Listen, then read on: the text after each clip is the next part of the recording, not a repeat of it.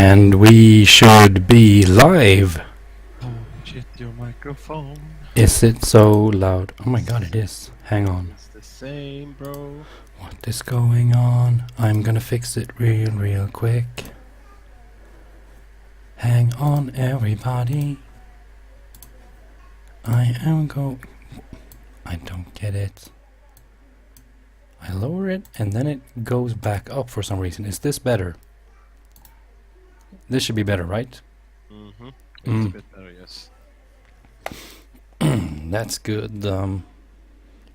Alright, so this is PaleSports 8, the Paleo Gaming Esport talk show that, as always, is brought to you by our good sponsors over at the Chirp app.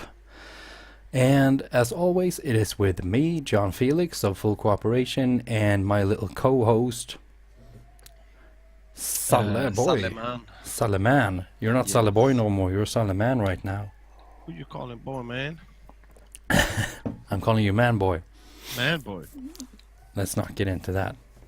Though, how you doing, man? Yeah, I'm great. I've been actually been peaking a lot on Dark Souls 3. I can't stop watching that game. I'm cheating, if you can say it like that. You're cheating. Yeah, but I'm so hyped of this game. I can't wait. And I'm getting chills when I'm watching this game, and I think that's never happened to me before. Well, that's good. Yeah. Has that never happened to you before? Come on, dude. No, not in that way, because I can get chills, but these were like fucking crazy chills, you know. Usually you get Netflix and chill. Now it's video games and chill. Yeah. Yeah. No, but seriously, this I'm so pumped up for the 12th April for the 24-hour. I was like, if I can stay up all night just sitting and watching live streams, Now you can play it. You're gonna be able to play it. It's not gonna be a problem to sit for 24 hours. I'm actually thinking that I will be playing more than 24 hours. I hope you do. I really hope you do. And what's up, Paleo Mistigan? Missed the game. Nice to see you here. He's my biggest Bloodborne streaming fan. Oh yeah. Yeah, man. Keep it going. From software. So I expect to see some Paleo Mistigan over at the 24-hour livestream. Paleo Penguino. Welcome, man. Nice to see you here. Halo 2 release. I was super pumped for Halo 2, and at the end of Halo 2, I was furious at that ending. We have talked about this on an episode of PaleSports already, but we had the discussion with someone in the chat as well about this. But that ending to Halo 2, how it's just one huge cliffhanger. The last thing that happens is that Master Chief stands outside of a boss room and says, "Let's finish this fight." And then they roll credits. Spoil the end now? Halo 2 is too old to spoil. Okay, spoil. Too old to spoil? That was you. Okay, but let's... You're gonna see everybody leave now. Yeah. Sorry, guys. I'm sorry. Everybody's gonna spend my rest of my life spoiling video games for me, probably. I'm sorry if I spoil it for anybody. So, okay, what we're actually supposed to talk about, though, is esports.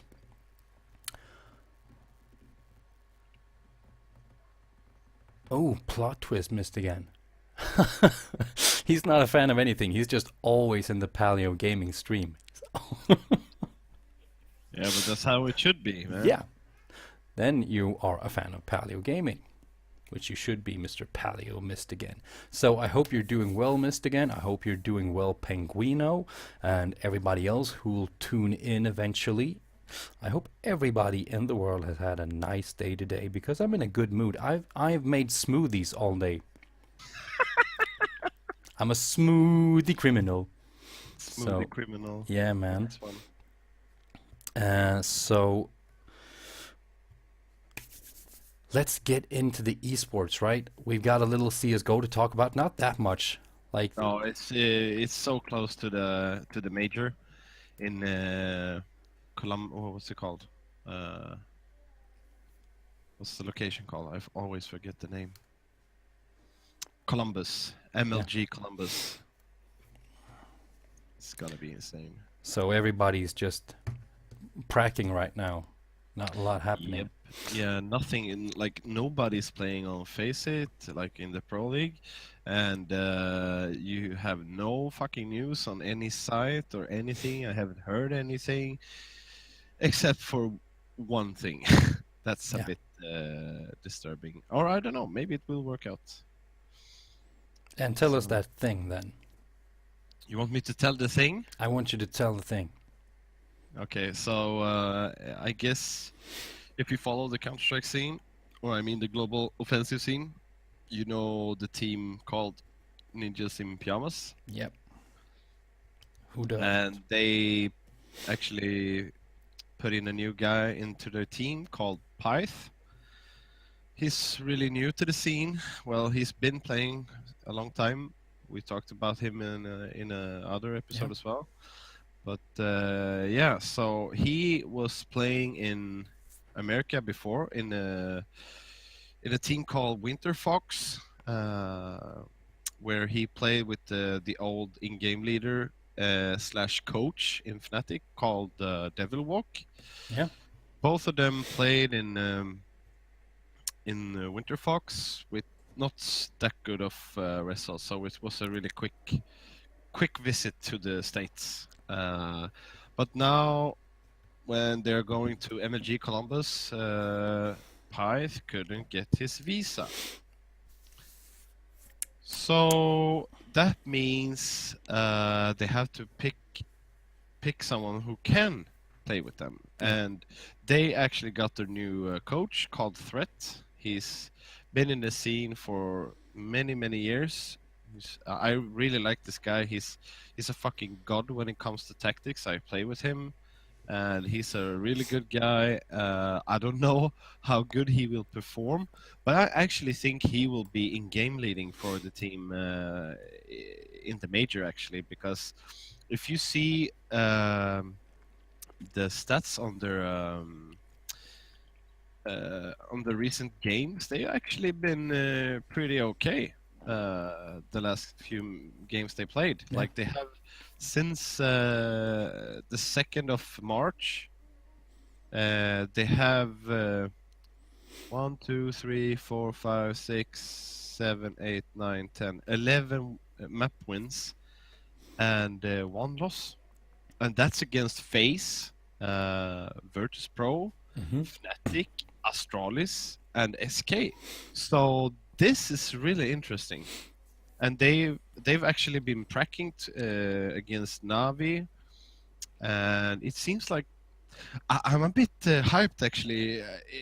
It's actually this is just like a this is just a speculation, but if the major's going well with Threat as in-game leader, maybe he will actually get a spot in NIP because he can play. But He's really good. but he, in CS:GO, you have your coaches sitting right behind you during the game. So if who's in game leading now before this major? Is it like exist? So Exist, yeah. one move they could do is to have Threat do the in-game leading from a coach position and still have Pyth play, right? If they want Yeah, to. of course, that's the plan. Like Threat is the coach, but I mean now he's gonna play the major. Yeah, so do you actually think that if things go well for Threat Yep. while Yep. playing, he could replace Pyth? Yep, because he has the skill, he has the experience, he has the knowledge, like he has everything. The only thing that's bad for him individually is that he hasn't played a lot. I don't know how it is right now, but like he's not been playing active, Yeah. and but this is a chance for him to maybe come back to the scene. So I think this is a golden opportunity for Threat to become something really big in Ninjas in Pyjamas, and he's really smart. Like his mid-round calls, can be insane. Like he's just, okay, you go do this and do that, and they will do this, and we can go there, and you fake there, and that will open up the site for us. And if you listen to him and do the same, like in detail what he's saying, Hmm. it's gonna work. So I don't know. Maybe it will be too much for him in game leading. I don't know. We will see. I think when does it start? Isn't it like really, really, really, really soon? I think it's like to the 29th. Yeah, it's tomorrow. Tomorrow, okay. Yeah, so it starts tomorrow, and Nip is playing against Flipside, which is gonna be interesting since Flipside has actually been changing up their roster as well. So that's gonna be quite a fun game. I think it's a good game for Nip to play against because Flipside can be a really. They also been in the game for a long time, and they are always upsetting people. I mean, upsetting these top tier Yeah. teams. No, they're just insulting people all the time. And it's Upsetting best people. of one. So yeah, it's gonna be fun to see to watch Nip go through the groups. I'm really hoping they go through the groups because when Nip it can be bad in the group stages, but when they come to the playoffs, that's when Nip is shining. And the best of threes, that's also when they're shining the most because they are known for their magic to come back from a bad result, you know. Yeah. Do they need a coach? Like, say a threat ends up playing, does Nip need to have a coach by now? According to the rules, no, I don't think so because not all teams has coaches. It's actually something that's quite new in the Counter-Strike scene. Almost everyone is picking up coaches right now, but yeah, you get my point. But I think So- I do think the organization of NIP feels that if they do rotate Threat into the roster, I think they're gonna look for a new coach. Yeah, definitely. Or maybe Exist will step down. I don't know, and he will be. This is just speculation. But the funny part about Threat, I can just since I don't have any many news about Counter Strike, I'm just gonna say like if you compare all the results they had before Threat was coach, uh, the results wasn't that good. And what Threat has been doing, he's been like sitting down, and you know Nip is known to have like this insane magic to just go with the flow and not playing strategically. They just go around and okay, now we feel we're gonna do this, and Threat has actually took them back and okay, we can't play this game like this anymore. This style is not working. We need to go back, play methodically. We need to play strategically. We need to molly this spot. We need to like we need to go back. Yeah. Well, if I'm the leader, if I'm Heaton, then like owner of NIP, It's no problem, Pinguino. um, and I agree with what Dreezy Robeezy is saying as well, that uh, I think it's better to have a coach than to not have a coach. Like 100%. You see in Fnatic what Vugo does with his technical pauses. Yeah, Virgo Like- is an insanely good. Like JW wrote on Twitter after the last major, he said, "Nice tactical pause. Vugo told us to shut the hell up, drink some Monster, and then get back into the game."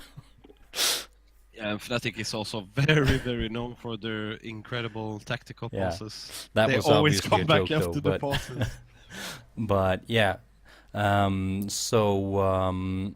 if I'm Heaton, if I'm the owner of NIP, and I've had all these good results after making Threat the coach, I would actually say that I would want to keep Threat as a coach. Because if things are working as well as you describe them now, I would like that to stay the same. No, but I'm actually gonna disagree on that point because I already think NIP has the aim that they have, and Pyth isn't known for having brains. He's known for having aim.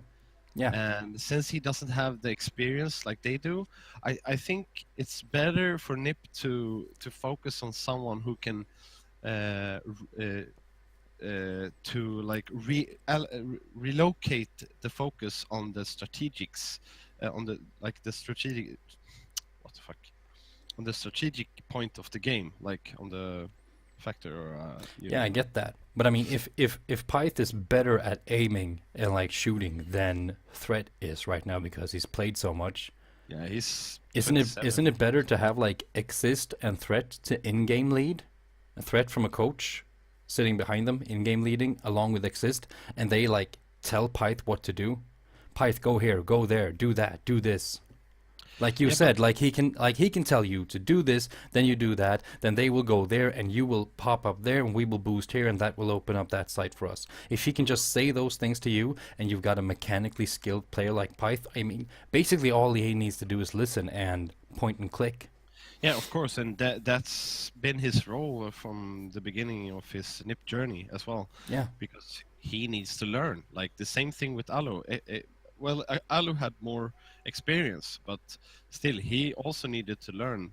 But he was Finnish, and that made a problem for the team, if you ask me. Yeah. Like Greasy is saying, a coach has to know when to step in and step back. Players still have to play at the end of the day, and Yeah. that's 100% correct. Yeah. Because a lot of coaches, like, they take over so much, so it will affect the players, and that's not the role for a coach. A coach is should be there when it's needed, and if everything is going good, just keep up the hype and just push them to the limit, and like keep them focused. Yeah. 100%. So it'll be extremely interesting to see then how Threat is in a player. You know, one thing that could happen Yeah. also is that things are actually okay. So either things go very well with Threat in game, like we talked about. That's one possibility, but things could also go bad, and things could go bad for like two reasons maybe. One is because Threat is not as good of a player anymore as Hmm. Pyth is, so that's a downgrade, and that will cost them. Or Threat will have a more difficult time focusing on strategy and in-game leading when he has to be a player as well, when he has to focus about making all, the tricky shots, throwing the nades to the right place, You have to think of all those things that might not come natural to you anymore, and at the same time you need to be the in-game leader. Yeah, of course, it's a big transition, no doubt about it. But it's gonna be interesting. I'm actually thinking of live streaming the game on Paleo Esports because I'm off kind of early at the job, so maybe I'm gonna sit down and commentate the game a bit. Maybe That would be if I awesome. like, I'm gonna watch it, so why shouldn't I stream it? So you guys, if you're up, that's the thing. And if you're not, it'll be on YouTube later, Yeah. so you can just watch Salle commentate on a pro CSGO game. You'll probably see a Twitter about it when we go online. Yeah, that would be really cool. Um, so Pyth. Oh, okay, Penguino. Yeah, Yeah, that's for sure. Like I said before, it's a big risk. But the thing is, what I've read, Pyth is gonna miss the first game, but they haven't said that Pyth is gonna play the second game, and that's why I got the speculation of thinking maybe he's gonna play the whole major they because. probably don't know how fast they will resolve the visa issues. That's probably the reason why they can't say specifically when he'll play. Hmm, I don't If know if how I'm many just guessing, games. because Oh, they're the only probably game they're playing is Nip versus Flipside. So the next game is on the day after, and maybe Wednesday. maybe they're hoping that they worked out the visa issues for that day. Mm-hmm. Like maybe they just filed his request late and they haven't gotten a response yet. Yeah, that's a bit scrubbish. But yeah, But you know, visa problems are are not to crack, especially in the States, I guess. yeah, It I doesn't matter mean, where you're from. I think we got, if we still got Mr. Gun in here, we got Paleo Pinguino in here. I don't know about Dre0BZ, but those other two fine gents in here I know are into League of Legends, and we've seen the NALCS been hit by a lot of visa issues this current split. Like we've seen Echo Fox have had to sub out 3 out of 5 players due to visa issues. Um, who else have been struck by all these visa problems? I don't really remember. Greasy. Dree's still here, so Dree0BC, if you're into the NALCS I as fucking well. love that name, man. Yeah, I agree. Dree0BC is one of the best names ever. Yeah, Froggen is really cool. I love him. Froggen set the world record for farming in a competitive game a few weeks back in the Who LCS. else? Who else? He killed more minions than anyone has ever done before in one game. So yeah, Energy probably had some issues as well, and I know in Europe, H2K had to sub out their mid laner. Ryu, he had to go back to Korea and work out some issues. Diamond procs of the old Moscow 5 and Gambit, who were playing on Unicorns of Love, had to step down due to visa issues, and he has never come back this split. So maybe his professional career is over. Who knows? But these visa issues are a constant problem within esports, and I just hope that organizations, along with the authorities in charge, along with Riot and the major organizers, um, can work this out. Because, like, for instance, if you do screw this up, like the worst thing that can happen to a player that is in a country playing without a work visa, the worst thing that can happen is that that player is not allowed to ever return into the United States of America. I mean, USA is pretty hard on these rules, right? So if an organization screws up the visa issues for a pro player, that guy's career can have a insanely huge blow. Like, worst case scenario that could have happened to Froggen hypothetically is that he would have gotten the notice that you are never allowed to work in the United States of America again because you violated our policies, right? Well, I must ask, what is the UOL? I've never heard Unicorns of Love. Aha, Unicorns of Love. Okay. That's so shit. Like, that shouldn't be a problem. I think Riot should make like special, maybe a special. I don't know what's the word in English, but like they need to accept the players Yeah. coming into the States. The thing is, Riot, like a year ago or so, or maybe even more than that, like made this big statement that Riot is so professional, and now everybody who plays on teams are playing with the proper papers because we have said that they need that, and we are very professional and good. And then they have not followed that up at all and made sure that organizations know how to do that. So they've been bragging about something that doesn't really exist. And now this split, a ton of issues just occurred. Partially because an owner of an organization called TSM like made a tweet saying something like, I wonder how Echo Fox is able to play with all of these players without visas, without work visas. Like, that's a scumbag move. trying to get your opponent's players deported from the country in order to win the LCS. Okay, so That's do a you new think that weapon. Riot should host tournaments online for the matches, but the teams in their country play in venues to create an audience to remove the issues? Yeah, that's a like an easy way to get rid of the problem. But I guess they are so big of a company, so It need to be like really planned out, etc. I guess. Yeah, and if they could work these issues out without having to do this, I think that the format they have right now is actually like, I think it's good. Um, there's always an upside with having a LAN event rather than online. You don't have any ping. You can't. I mean, we see it in like official matches in like Face It Pro League for Counter Strike Global Offensive that have online matches. That all of a sudden, oh, this guy disconnected. This pro player has an issue with his internet, so we have to pause the entire game and hope that he comes back. I mean, that's the sort of thing that's just so nice to never have to see in an LCS game, right?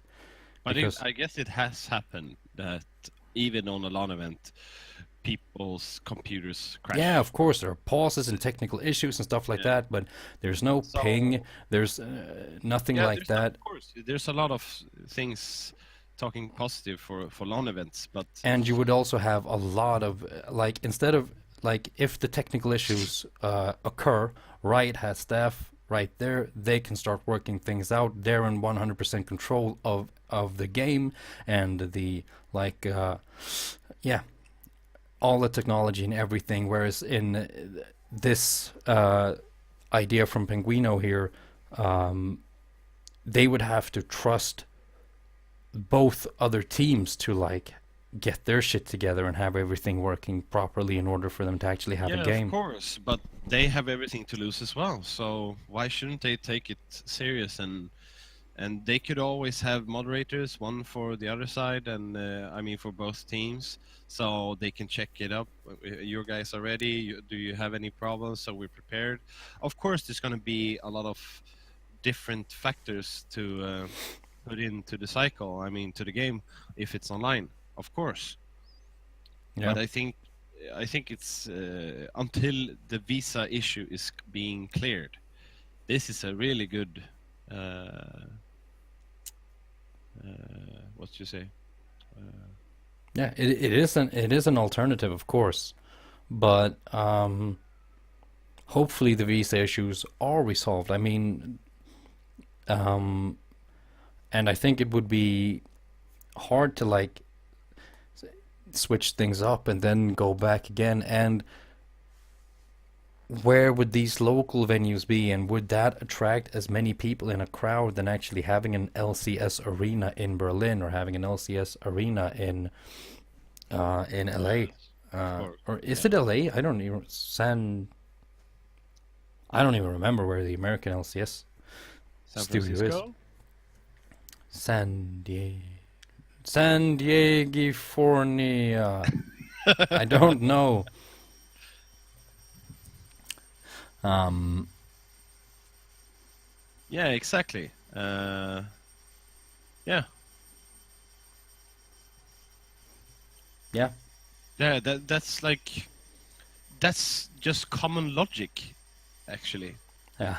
Like if you have Like, problems, it's okay. We're gonna fix you up so you can play I'll as be back in close one as you minute. can.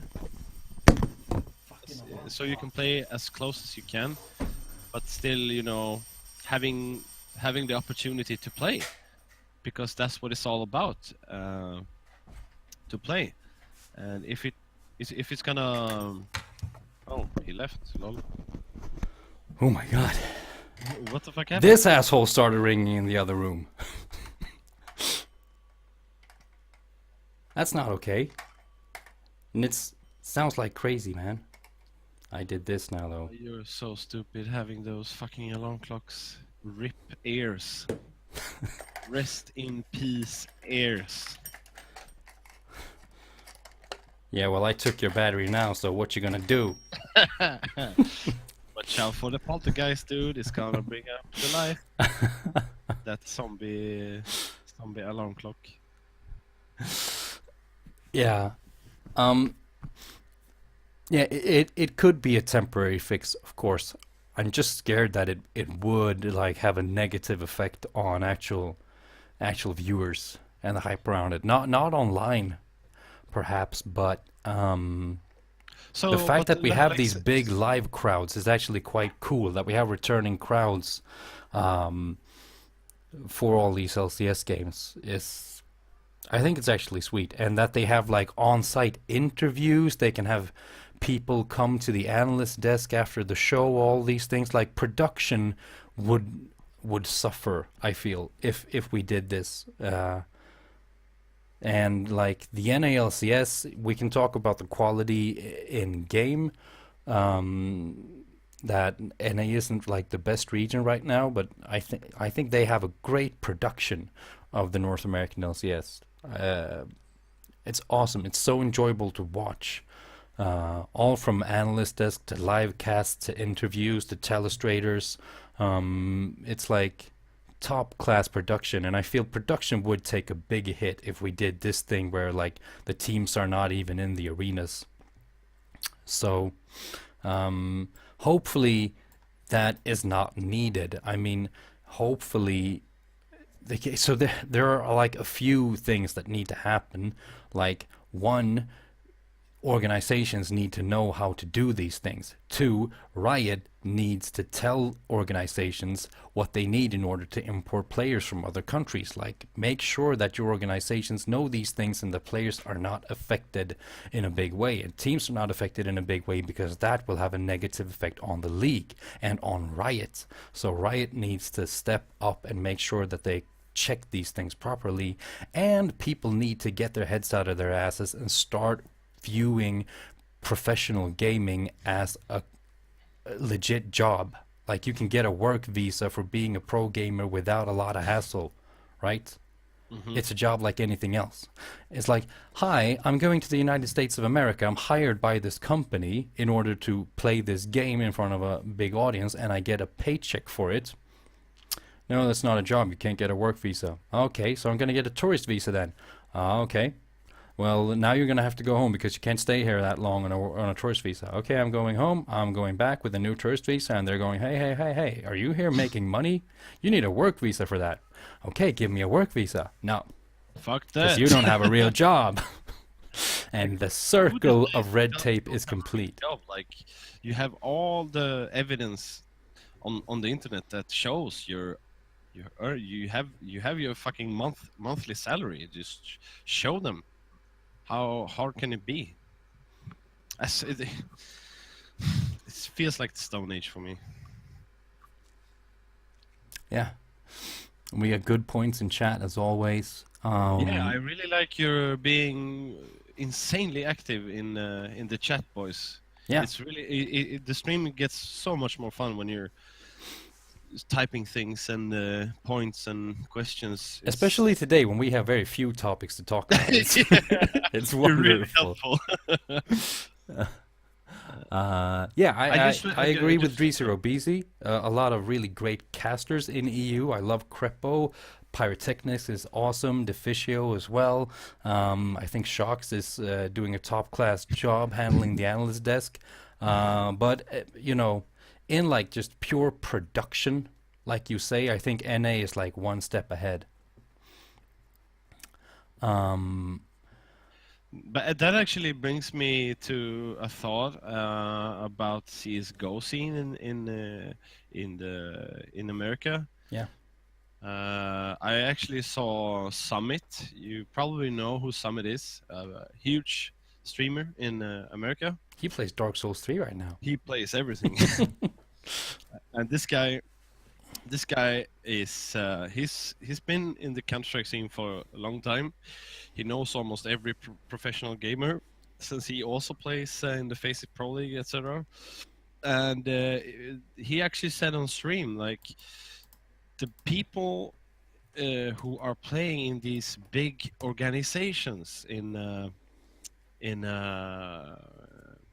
in America, they're getting monthly salaries, and they're just chilling, relaxing. And since Summit is talking to a lot of these pros, he get a lot of insight into how it really is, and a lot of people are just, okay, it's team practice. Okay, now we're done with team practice. Let's go to bed, or I'm leaving. Now I'm leaving, and if you watch the EU scene, like for Fnatic, for example, they don't play a lot of team practices, but after they do it, they go into face it and they play Counter Strike. They play,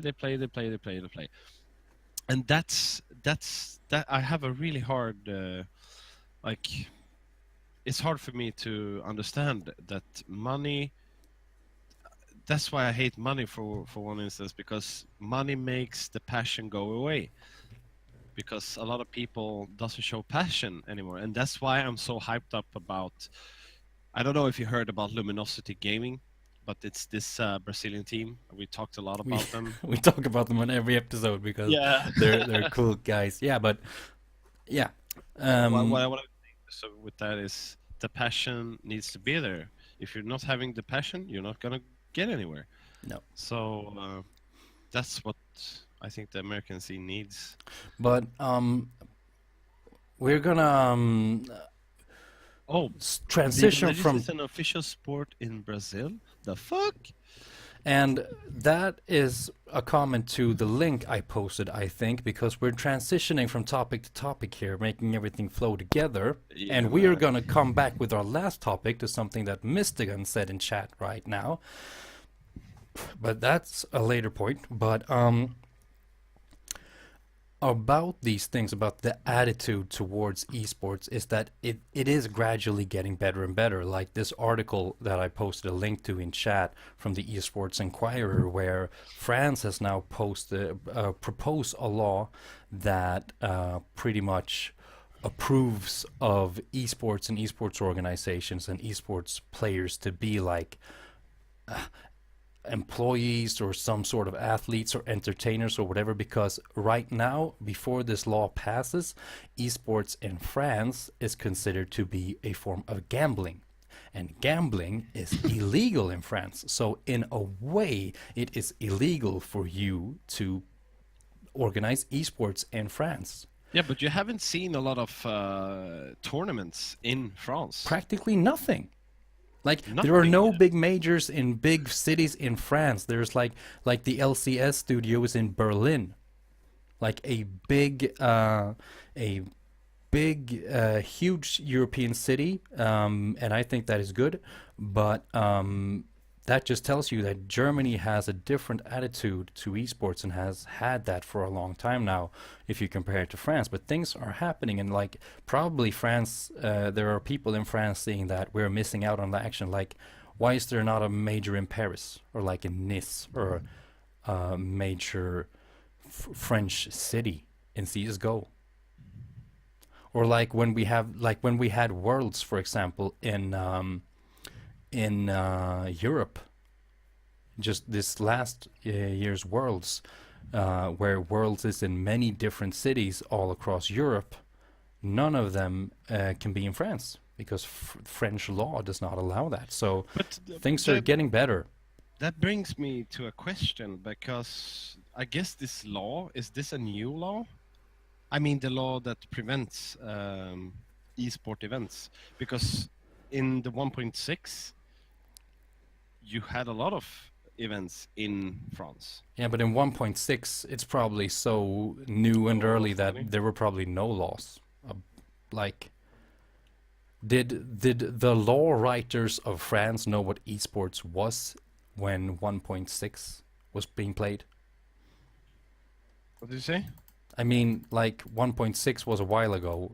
Yeah, Esports of is course. still a pretty Yeah, young but also in phenomenon. source. I think actually in global offenses, in global offensive as well, like ESWC. But maybe that's been like do you mean LAN events and not Yeah. online things? No. LAN events. I don't think it's a new law, since like this is a proposal right now to change something that is already in place. Like esports, I mean, okay, they say somewhere in the article that with this law being passed, it makes it easier to organize events that otherwise needs a lot of work and like bureaucracy and things. So it has been possible before this, but it has been one big hassle to organize it. And that's why it is probably has existed, but not a lot because it's very No, but hard like to do. I'm into the ESWC homepage right now, and you can see that Counter Strike is playing in France. Yeah. Team LDLC, White, Blue, Insomniac, Begenius, Melty, like they're playing, and it's in Lille. So I don't know. It just feels weird. Like they make this. Anyway, Yeah, sorry. the point is that it's getting easier. Like the national, or like the um, government of France has a more positive attitude towards esports now than they had before, right? And like people are able right now to get work visas in America for playing like professionally. So things are getting better. That's what I want to get into. So that is a good thing, and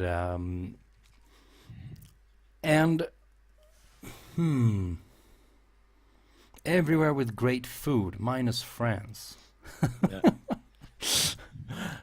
Um, Those pricks. so yeah, then Sweden still wins. I mean, we have meatballs, like mashed potatoes. Steak strömming. Yeah, we got surströmming. Oh fuck that shit. Surströmming. Google it. You know when. Okay, I'm gonna give you a picture of surströmming. Google that shit and then tell me you don't want Worlds in Sweden. It's a very sour fish. This is very tasty. I'm gonna link it in the chat right now. This is very nice. Not kappa kappa kappa. I actually picked the ugliest picture. That's good. Like it smells like a skunk has been farting, like for On a month. rotten fish. Yeah. That's like a fish that died somewhere in the 16th century, has been lying around on a beach somewhere, and then it got peed on by a skunk. And we eat that to remind ourselves.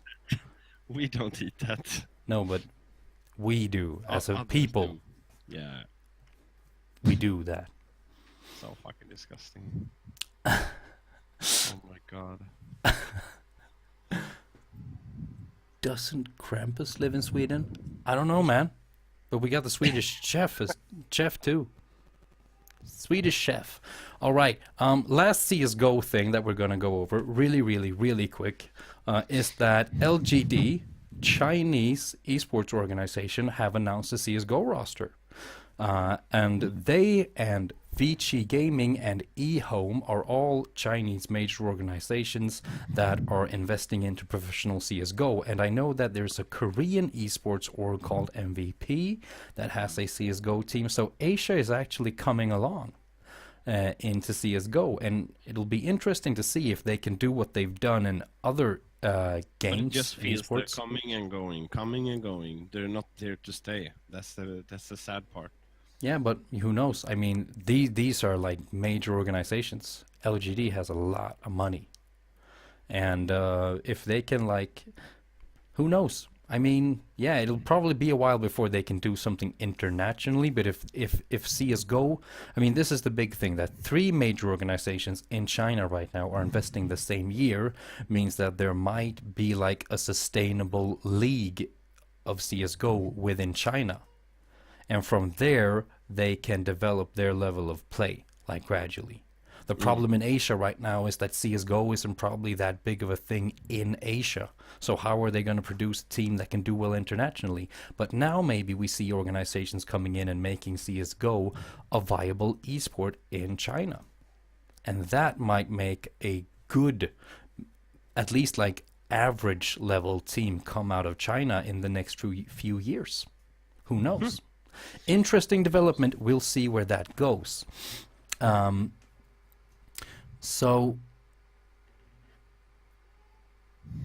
yeah, MVP Phoenix has shown that the rise of Chinese CSGO is for real. They have surprised many people so far, even if the performance is considered upsets. Yeah, well, oh, there we go. Upsets or upsets. And once again, Thank you, chat, for being here, and welcome, Sommel, to the chat and to the stream. We like having you here. Okay, so we're gonna go into like the last big topic here, and we're gonna connect that with something that Paleo Mystigan said in chat. He said that EU casters are nice and all, but the best casters are actually in Korea. And I tend to agree. I love Doa, I love Monte Cristo. I think they are awesome casters. And one thing that has been like the big thing in League of Legends right now is that Riot is hosting MSI between every split. It's like the second biggest international event that happens, like the biggest after Worlds when it comes to international events in League of Legends. And the thing is that the OGN casters, Monte Cristo, Doa, and Papa Smithy, have declined to join MSI because Riot are paying freelance casters like 40 to 70% less than freelance casters get for major events in esports like Dota 2, CSGO, and Halo 5. I mean, freelance casters are paid better for major events in Halo 5. Hello. Reality check, Riot. Isn't League of Legends the biggest esports game in the world? Yeah, but Riot are probably feeling that we have all this in-house talent. We have Deficio, we have Freak, we have Crepo, we have Kobe, we have Pyrotechnics, and all of the cool people. So we don't feel like it's a great idea to spend a huge amount of money to get outside talent. But like the big downside here is that we're gonna have Korean teams in like throughout playoffs, probably in the finals. Rox Tigers is a Korean team, and Rox Tigers is the best team in the world. Like once again, the best team in the world comes from and Korea. Why should you invest casters to that scene? That's so obscure for me. Like I can't understand why you shouldn't put your money in the biggest place for this game and for the best players in the game. It's a bit interesting. Oh, now we have a discussion here. Have to feel bad for the freelancers because they aren't bad casters. There are some freelance casters who aren't major names in the business yet, but Monty, Doa, Papa Smithy, these guys are for real. Pay them. Yeah, and Riot is actually like lowering the quality of their production by not having experts on Korea. Like someone who casts in NA and EU, yes, they might watch a lot of Korea because that's the best region right now, but they're not going to get the same expertise as a person who works with that. Like this is their job. This is their full-time job to watch and cast Korean League of Legends. If somebody knows what happens in Rox Tigers, I mean, who visits the Korean gaming houses? It's not Freak, that's Monte Cristo. He's in the EDG gaming house. He's in the LGD gaming house. He has seen what the Rox or Coot Tigers gaming house looks like. I mean, those behind the scenes pieces of information is going to come to us, the viewers, from casters who are involved in Korean esports. And we, Riot, are choosing to not have them there. Because, I mean, I say kudos to these three guys for saying, no, thank you, we are not working for such a low rate. I mean, that's just fair. I mean, right? And also, like, the bonus effect of it is they're setting a standard for the entire industry. Like, if you want freelance casters to come in, pay standard rates, not below standard. I think that is, like, only fair. Let's see what's happening in chat here. Riot should look into crowdfunding. They're adding freaking microtransactions. You should just see like what Dota is doing. Like the crowdfunding thing went freaking huge. Like, of course, it's a Valve game and all that, but still, like the Dota crowdfunding. How much money did the winner get in the Dota World Champion? I don't know how much it was. I think it was like $763 billion or something.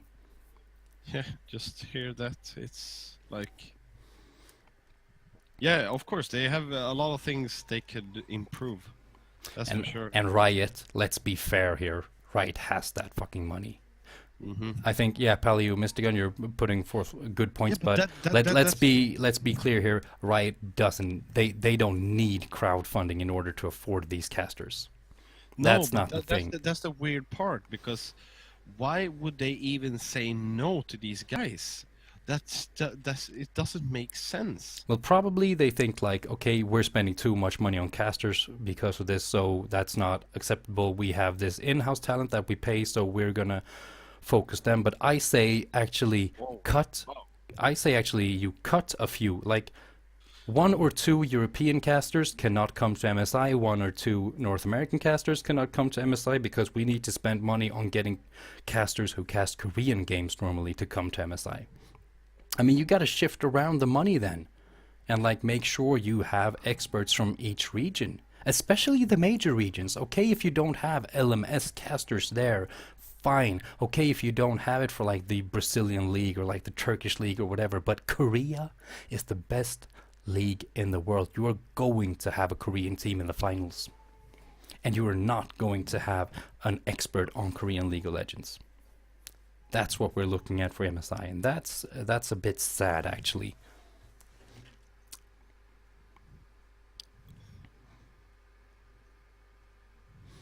Mm.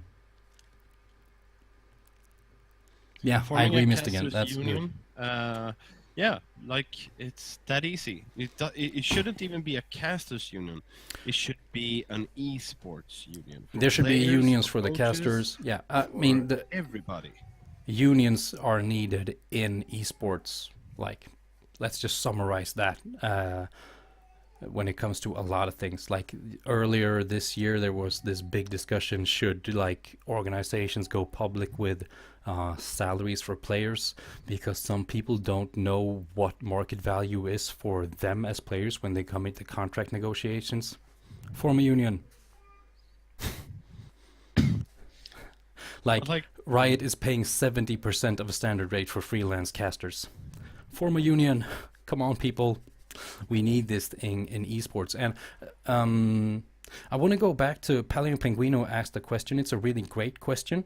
So I don't want that to just go unnoticed. It was how our take is on like college esports, and how that can be tied together with like amateur organizations, like how didn't we actually talk about this well, on the not really phone? like how college football works with producing talent and stuff like that. The thing is, though, we don't have that like college football or college soccer thing in Sweden. That is a very American way Thing, of yeah. doing things. Um, we are starting like um, schools with like esport sections, and we have like sports college, but it's not like college football or college basketball is huge. Like that's one of the biggest and most common way into being like a professional athlete is to be great at a college level, right? But we don't have that thing in Sweden, so uh, it would actually be interesting to have someone from America on PaleSports to talk about that one day, because like there are all these like cool organizations right now, like Paleo Gaming, like Colossus Esports, like Sway LOL, and all these awesome people that we see among on the Rumble on the Rift, among other places. But I don't know what can be done with and how to tie them with like college level gameplay. I know there are like college esports teams, right? But yeah, I think we should look into the possibility of having someone with knowledge about that come onto an episode of PaleSports. Penguino, Gotta volunteer. Penguino, come on over. Yeah, you volunteer. Nice. So we're gonna set that up, no doubt, Penguino. But it's actually quite funny, Pinguino, because I don't know if there is something like this in America with esports, but in Sweden we actually have schools taking this up for you can actually go to school and learn Counter-Strike or esports. And Actually. soon there will be League of Legends, and I have a teacher's degree. Yeah. Do you realize what I will have be doing? I have a teacher's degree in Counter-Strike. No, I have a real teacher's degree in history and religion, and I know League of Legends. Do you realize what my job will be in 5 years, dude? Oh man. I will be a history teacher / League of Legends coach Dude, for a school. You wouldn't even need that because this is gonna be your job, okay? Yeah, that's You're right. teaching people here already. Like, who said that this is education? Pinguino. Hey, Pinguini, education on the stream. Woohoo! And he's actually educating us as well. Yeah. Chat is educating. PaleSports is educating.